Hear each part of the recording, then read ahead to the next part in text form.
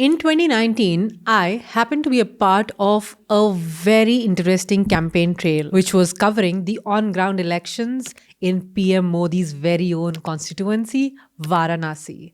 And this was the Lok Sabha elections. While there has been significant work that has been done at the grassroots level and making the facilities to infrastructure really great and interesting, what needs to be appreciated is also the PR machinery at play, which is well oiled and very effective. And this being PM Modi's PR machinery, I felt as an entrepreneur had something for me to learn from. And as I speak with Aakriti Bhargava, co-founder and CEO at Viziki, a PR tech startup in India, was her insights on what businesses and startups can learn from PM Modi's well-oiled and very effective PR machinery at play, and if there's something that entrepreneurs and CXOs can really apply from these insights. So let's hear what this CXO talks.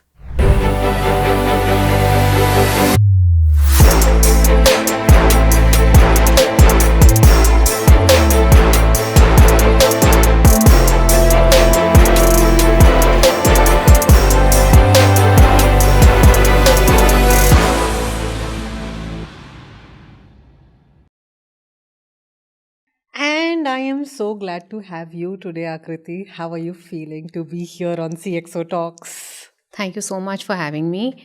I'm feeling very thrilled. I think it's everybody has, and there's this just the vibe of the show and what we can bring out from our own lives, and if it can, even if one person feels like, oh, this is interesting, and then you've done your job. I've heard your other shows; it's beautiful. Thank you so much. And, it just feels good that this is one way we can give back to the community, especially when you speak to CXOs. And there are many other CXOs or those aspiring to be one, or a lot of entrepreneurs who are young, ambitious.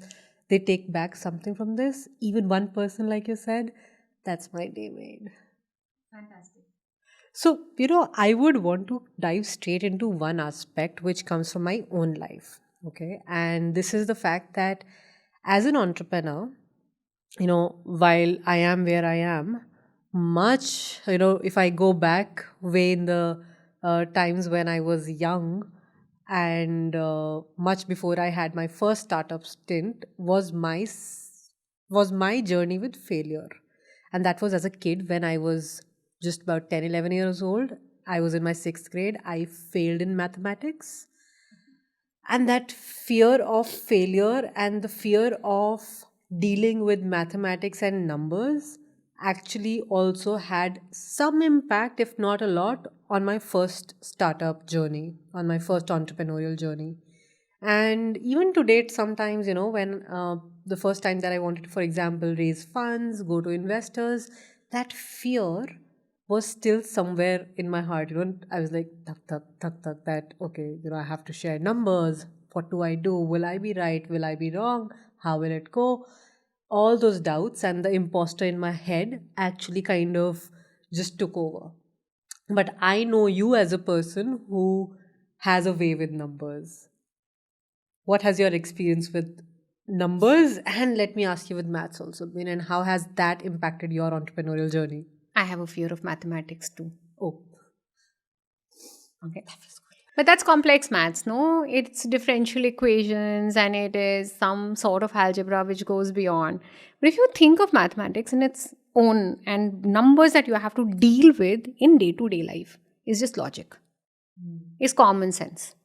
And that I think I learned in the years of entrepreneurial journey, that if you have logic, if you put some common sense into planning, okay, then you'd be able to get to it.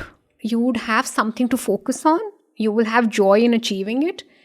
And that's where numbers came into play for me. I said, let's say if I want to achieve X, okay, let's put it on an Excel sheet. Let's say I want to achieve X. Now, if you say a quarter, you have 13 weeks. You can divide it by 13. You can say, okay, every week I have to achieve this much. And there will be failures, right? You said, एक maths के test का failure सबको है दुनिया में. ठीक है. But if you have that one number, I'm assuring you, if you are a person who is used to doing 80% or 90% or 100%, you like excelling, then those numbers will give you joy at least 8 out of those 80% of those weeks or 90% of those weeks. And that's fun. That's what you can pick up your daru on. Right? Why should we stress over just the losses that we have, right? We should enjoy, we should look at numbers from a point that इस हफ्ते ये achieve करना है, इतना ही जाना है, right? और ये अचीव करने में 10 failures होंगे, but you're focused on numbers, or you're focused on your targets. So I learned this, and I felt like when the whole company started looking at it this way, then we had many more occasions to celebrate. Versus stressing over small little mistakes which will happen every day. I mean, in school also, when we were preparing, how many times did we fail? In class prep tests, every now and then we'll make those silly mistakes. For my longest time, I couldn't write friend. Okay, it still is a fear in my head that when I'm writing friend, I'm like making sure that I is before E, and I'm thinking, is it E before I or I before E? I'm like, oh, yeah, I think I got it right. I do spell checks on friend. Yeah. But then those preparations make us tough. And what I've seen is if you practice this week on week, quarter on quarter, you only see the curve going up. And it's amazing to see that you grew yourself by learning from the mistakes you did. You helped your team overcome certain fears. You said, okay, mistakes were fine. It's okay. Sabhi ne karni hai na galtiyan to. So I think that's where my love for numbers. That's where it stems from. Beautiful. And, like you said, as you concluded this part, was the fact that allowing for failure, allowing for your team to even fail, but giving them that space to also rise back up, as much as giving yourself that grace to accept that, okay, it didn't go well, but then you keep on practicing. That consistency that actually allows you to excel at things, for me, which has been with numbers now. But yeah, I think that's definitely a takeaway here. And, as an entrepreneur, one thing that I feel is that while there are multiple things that we do, we're not just functioning as the head of a particular department, but as an entrepreneur also, we wear different hats, right? Some days you're just looking, while you might be actually taking care of a particular department or multiple ones, but you can't at any point in time think of the business just as a department. You can't always be thinking just, okay, I have to just do business development and I don't need to look into marketing. I don't need to think about maybe hiring. You're always donning multiple hats, and so are you as an entrepreneur and as a CXO in life. I know that you're a mother, but how do you think that, from your own experience, if you were to draw out and share, have you been able to accept everything with ease and grace? Has that been the case, or has it been difficult for you? I think it's difficult for everyone. The journey of life is very interesting. You will sometimes doubt yourself. I am constantly in doubt, but numbers help there. But you always have that feeling that will I be able to get this done? Will I be able to surpass my own self? I got something done last time, I have to surpass that. Today we have 30, 35 people. Will I be able to manage 100 people? Right? Those are constantly things that, come your way. I think one of the things I have learned after, raising funds was that people who are around you and are ready to help you, please be shameless. Go out to them and talk to them. If you have a doubt about yourself, go ahead, talk to them. Kya ho jayega? Right? When you have a doubt about yourself in your head, how much can the world doubt you? Yeah. So you might as well go ask them as to whether, how you're planning it is right. If they have experience in this, can they connect you to somebody who has experience? And it's surprisingly, everybody comes to help when you ask them. And I've had some beautiful moments where we expressed what we wanted, and the person on the other side of the table was ready to give that support instantly. It was all a matter of asking. It's all a matter of asking. Doubts will come, challenges will come, there will be lows, there will be failures.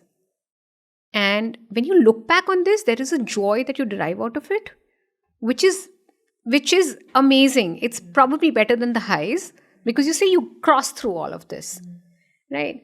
So, learned it over the first few years. I started out pretty early in my life. I was only 26 and I started out.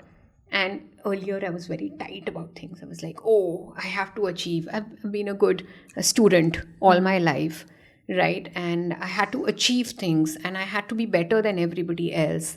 That's what they teach you in school, right? You have to, be better than the one scoring 100 on 90 on 100 by scoring 100 on 100. Yeah. So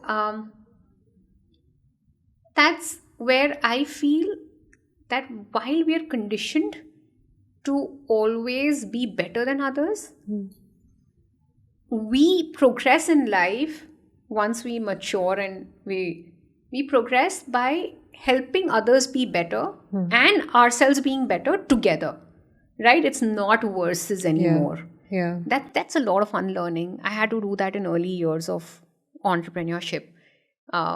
It was fun.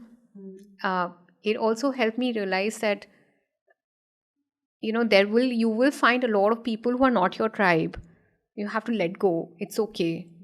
Okay, you should believe. I started believing more in myself and the ability to do things together with people versus doing them alone, which was clogging me, right? I can do this better than others.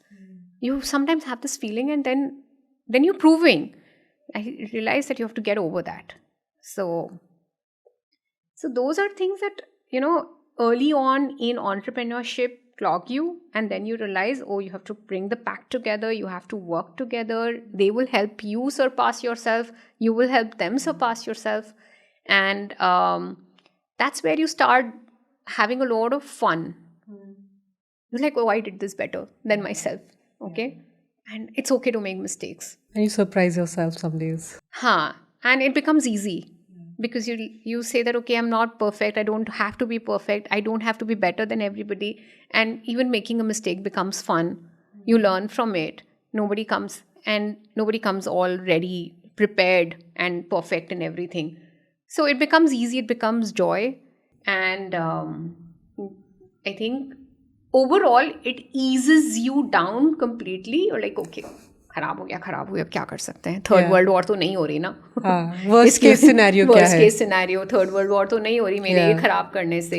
एक deal चली गई तो दूसरी आ जाएगी, 5 ही तो करनी थी, right? So those numbers, those that ease out, it has helped me. And off late, I think over 2022 especially, because the focus on numbers and having a product, having to see this manifest, so it was very, very interesting and fun. Yeah. And, as you talked about it, what I was also wondering, you've yourself created that ease now.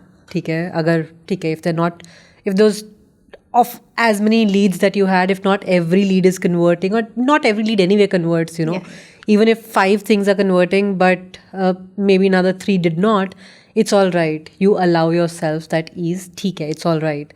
But also, give me that instance, when you as somebody who's also a mother, when you as somebody who's also donning multiple other hats, created that ease in your life. And a lot of conversation right now, Aakriti, happens around work-life balance. People, I know for a matter of fact, and you would know that another entrepreneur who actually created a post around the 18-hour work day early on got bashed and trolled and had to actually take his account off from LinkedIn for a while.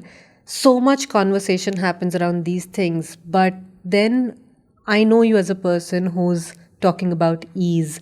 How do you create that ease and strike that balance? And why don't you just also give me some example that can help me and the audience see through that ease coming into your life? That's a very interesting question. I'll tell you why. Because from my perspective, I've never seen much of a difference between life and work. I think life is work, work is life. And it might be very controversial to say this, but life in itself is a lot of learnings, highs and lows, right? And if you put out work, then in life also you would say, oh, वहाँ बहुत tension चल रही है, तो life क्यों खराब, you know? So I feel that life happens is work is life, life is work. It is all together. And I have a 9-year-old, and I can tell you this: 9-year-olds can be really demanding. They can be insanely demanding, far more than 6-month-old. Because when they are there, now they have intense energy, and not only that, they have intelligence, right? And that is a deadly combination because they can't see you on 5 minutes on LinkedIn, by the way, right? So my consumption of all social media went down totally after my 6-month-old, he turned 6-year-old, right? So, so one of these intense moments, life was happening, work was happening. Okay, so my 9-year-old was ready to go for the movie, which was Wakanda Forever. Okay, and he decided we have to leave the house at 6:30. 6 p.m. My call is still on, and this is an external client. This is a good big deal happening, right? And he decides he has to do a fashion parade. Okay, wherein he will change and he will come and he will show himself, and then I have to decide instantly whether it is working as an outfit or not. So I would mute, I would give him a nod and say, no, this is not working. Okay, wait. You change and come, change this part of the outfit. And then he would go change. Meanwhile, the call will continue. And then he would come again. So this happened thrice. It was a 30-second break in between. And but I was having fun. Yeah. I didn't feel like I need to shout on him or tell him that I'm having this, because I know the joy that was happening in the moment where I was being able to do this simultaneously. Him, getting ready for a movie that he's really excited about, it wouldn't have happened in another 30 minutes. He was in that moment then. I was in that moment then. And we had to have the universe do all this for us together. So those are moments that I have cherished and have happened multiple times over the years, wherein life is happening while everything is juggling itself within it. And in that moment, the amount of fun you're having, because you're able to do that, is insane. Yeah. Is amazing. It's very beautiful. And I have kind of have these small little things that have happened forever. I remember this time when it was 3:30 a.m. in the middle of the night, and it was early motherhood, right? And I know that one report had to be submitted, which was already past its deadline, which was 6:30 p.m. the previous evening. I woke up in the middle of the night. I nurtured Riyansh, and then I went and wrote the report and submitted. It's nice. Yeah. It's fun. Yeah. And those are moments that are like embedded in memory. Yeah. So, yeah. So, I think, yeah, like I said, if I would have made a mistake also, suppose in that report or in the outfit that Riyansh, what would have happened? But in that moment, if I would have said, no, Riyansh, no, we can't do this right now. Go away. I can't shut shop right now. And then it would have never occurred, right? And then what would have joy been? Yeah. I think, what I learned from this for sure, Aakriti, is the fact that,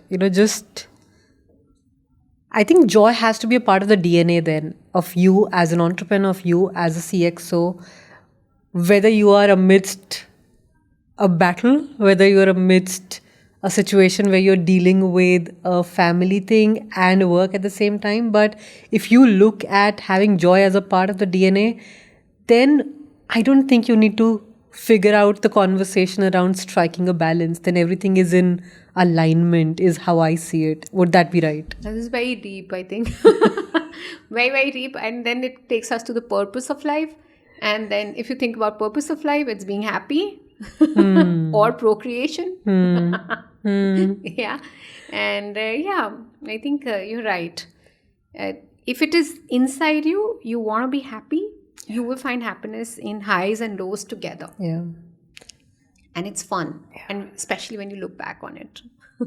And I think as you know, as entrepreneurs, as CXOs, because you're always trying to achieve something, so dealing with the highs and lows and at the same time owning our stories, whether it is the highs, whether it is the lows, but owning that, whether the part is joyous or the part is not pleasant, is ugly, is murky, but owning that, I think, is what makes you who you are. And, coming to that, we're talking about stories. Coming to that, we're talking about owning your narrative. And you are in the business of narratives, but leveraging tech for PR. And that's what Viziki does, right? So if I was to look at it from the lens of the narratives that businesses create, that entrepreneurs create, what have you seen has changed over a period of time since the time you started Viziki? What do you see has changed? And do you see that there's still a lot that Indian entrepreneurs need to learn from others, from maybe outside the West? Give me your insights on that. That's a fantastic, the way you put it is very beautiful. And I am a great fan of Indian entrepreneurs. Okay. While the stories of everyone abroad in US, in UK are very, kind of given a lot of boost. They talk about it in a different way. I am a great fan of Indian entrepreneurs. I think we've done beautifully as an entrepreneurial ecosystem in the country. Think about the amount of jugaad we do. Think about how we are able to, we are such a diverse set of people. Just in every company, matching that diversity in itself is a task. But our entrepreneurs have done it beautifully, and I think it's time. And a lot of I see that it's very beautiful that it's a lot of entrepreneurs are coming out with their stories now, especially given the boost that the startup ecosystem has had in the country. I think today I was talking to a large chain of retail. It's a retail player who has outlets across North India. Okay, and they want to tell their story now. It's a 35-year-old chain. Wow. Right? They're implementing tech. They're putting innovation at the forefront of what they do. And now they think that, we are doing it differently, and now we want to talk about it. In fact, the younger generation, the second generation that's coming in these hardcore businesses in India, they are ready to do storytelling. Okay, so that's very nice. And I think it's time for us to write our own pedagogy on management, on how we should learn to exist in diversity, respect each culture, bring a workplace which will be able to manifest what they say, right, in the West, that a product is inclusive, should be inclusive. Indians can build beautiful inclusive products just by the virtue of diversity that we have within our culture. And it's not possible to have this diversity in any other country. So so yes, I think now we are ready to tell our story. We are beyond that हम करेंगे काम और हमारे बारे में लोग लिख देंगे अपने आप. They're ready to talk about it, and that way we are maturing now. However, there is still a little bit of understanding of how to go about it. So while the startup young entrepreneurs who are first generation but building tech companies are learning a lot, we are seeing how Cred did it. We are coming out with the hottest startups report, and on top of it is Dream 11. Yeah. The second is Ola. The third is, these guys have done beautifully with their stories. They know exactly how to leverage it. And now traditional businesses are picking up from there. I think traditional businesses, because they also come from the old economy, somewhere the belief always has been ingrained as don't blow your own trumpet, right? But yes, the good thing is that they're learning, they're willing to adapt, and the second generation in these traditional businesses is wanting to leverage the current ecosystem and learning from what other hottest startups, as you said, are doing. And talking about that, something that also occurred to me while you said, Kia, right now is a time when there's so much stress on the startup ecosystem. There's so much that also the government of India, and especially the incumbent government under Prime Minister Modi, is doing. Something that I admire him for is his PR machinery. And I also had a very up close and personal view of it back in the 2014 Lok Sabha elections while I was doing the campaign trail across Varanasi, which was his constituency. I would love for you to, since you come from that background where you're seeing PR, you're seeing the tech evolving in PR, and you are leading that in the country, and possibly the only player who's doing that phenomenally well for the businesses in India. What would you think is a big takeaway or some learnings that businesses can take from how the incumbent government and Prime Minister Modi really does their PR and builds the whole machinery of PR and marketing around them? What is it that businesses and CXOs and startups can learn from that? So you're right. I think the Modi government has done storytelling beautifully. Even when they pick up initiatives, how they do it as a campaign, making every citizen the owner of an initiative. In the case of, let's say, Swachh Abhiyan, right? They wrote out a slogan, they brought it to the fore. Everybody was responsible for Swachhata. And they brought it out in a way that there's this, the process was there, the product of, or having all, how you're supposed to implement it. And a slew of people riding it and making it their effort. All of these are makings of a great campaign, communication campaign, and making it successful, right? So, yes, storytelling, having the right product and process around it, and implementing it. I think they've done it beautifully for not just one, many campaigns. And these are initiatives that the government has picked up, but they've kind of, the way they've showcased it is just very beautiful storytelling.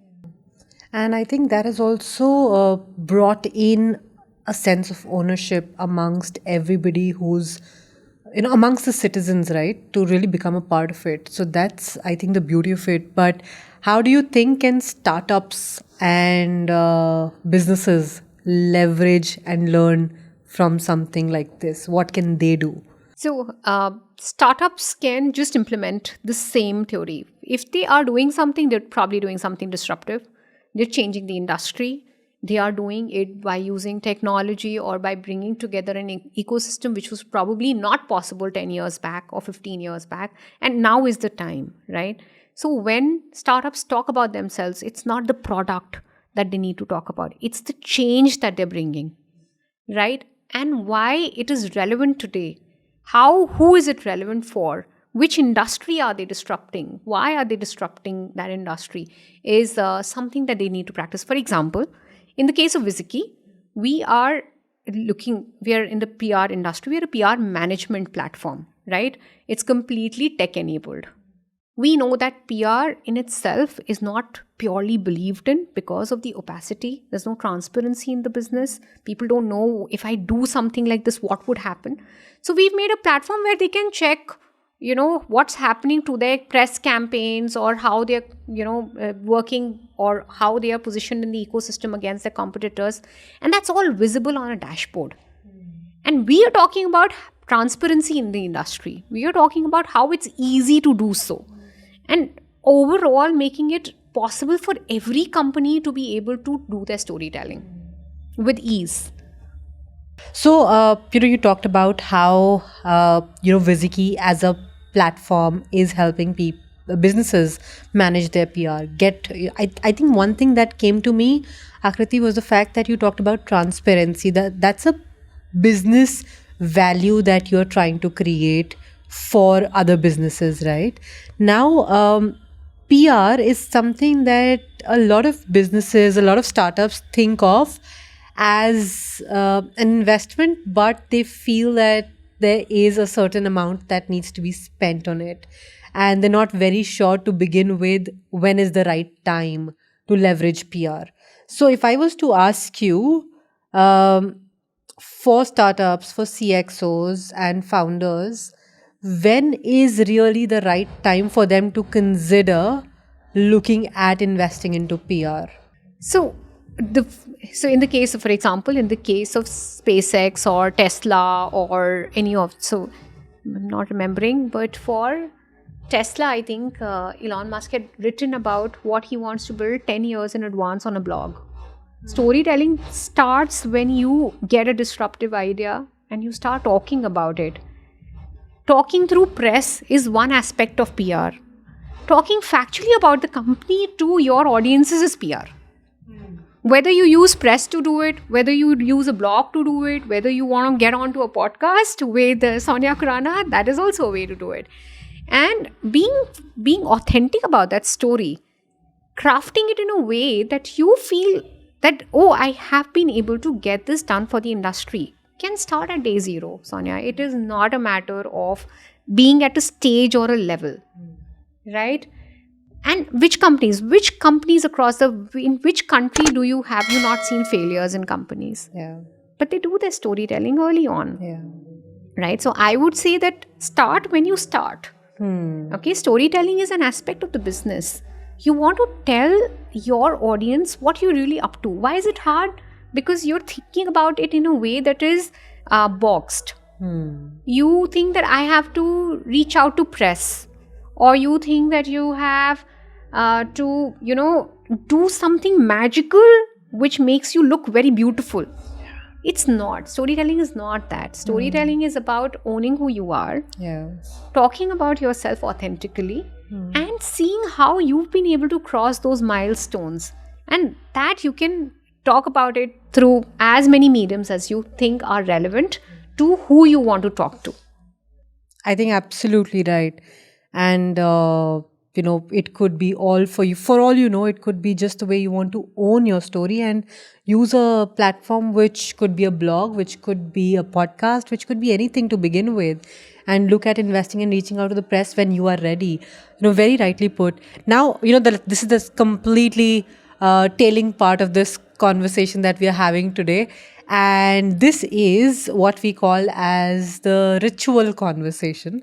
So what I believe is that every CXO has a ritual. Okay. And what I would love to know from you, Aakriti, is that as a CXO, as a founder, what are some of your rituals that keep you sane and focused and calm and stoic as you are? And at ease, for that matter. Maybe not having a ritual. No, but Mondays I start with numbers. It's easy. You get a focus on the week. You look at things to get done. And that has helped me and my co-founder, my life partner, and my everything almost, Anshul, who we sit together and we discuss it out and say, oh, this is what we want to achieve this week. It puts us on the right GPS. Okay. And apart from that, closing the day without completing tasks is also a ritual that I have. It's okay to have tasks on your sheet as long as you have a sheet where you maintain tasks. Having a to-do list helps me. It just makes sure that even in some things are not going off radar and it keeps control. But not getting things done is okay. You have 100 to-dos. You end up doing 10 is fine. You got 10 done is what matters. There are days where it is 1 out of 100, but that's okay. Okay, so that makes me easy because I don't stress over not done things. Getting things done is what helps me out quite a bit. Yeah, that's about it. Getting things done and having a Monday morning meeting which tells me what is my GPS for the week. Interesting. And now is the part where basically I pass you forward the question that last CXO left for the next CXO. Okay. And then you will be passing on a question as a CXO to the next CXO. And you're going to put me in a spot. Yeah. Which you did in the last question as well. Yes, I did. Okay.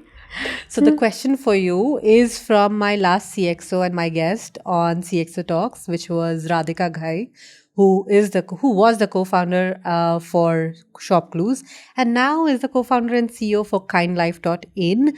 Her question is that why do you do what you do? I take pride in doing things, small, big. Doing things makes me feel very happy. We're doing anything for that matter. And I've learned it from my grandmother, who was here on this earth till 20th May 2022, and she had pride, extreme pride in everything she did. It passed it on to my father, who takes pride in everything he does. Even if we are cleaning, we'll do it with so much fun and so much pride that we'll show it off and we'll say, "Oh, look, so beautifully clean." So I do what I do because I love doing things and I have a lot of joy in doing things. Yeah. Anything. Yeah. Everything. And let me ask you then specifically, when you're building Viziki, why Viziki? I got into PR and I felt that it was a fantastic place to be, but there was lesser pride than it should have. And I felt that a software can solve for it because you'd be able to see numbers on the software, you'd be able to see what you achieved and not stress over small little things that go wrong. And I felt I was running an agency and I felt like people in the industry are very smart, but they're not given enough credit. So that's how Viziki started, and that's probably the soul of Viziki, of why we do what we continue to do and help people take more pride in what they do. Wow. Beautiful. And with all that pride, now let me ask you, what is the question you would love to ask the next CXO on CXO Talks? What do you get most joy out of? That's a interesting question. And for somebody who finds joy in everything, I'm sure that is a question that the next CXO would really find as interesting as you found this question that Radhika left you with. And thank you for being here today. Thank you. I had so much fun, and it was very very interesting, and how do I put it? Relieving to just talk and be candid about everything. And I think you're doing an amazing job. Thank you, Sonia, for bringing out the stories. It's amazing. Thank you so much. Means a lot. And with that, we sign off for today. Thank you again. Thank you. Thank you, everyone.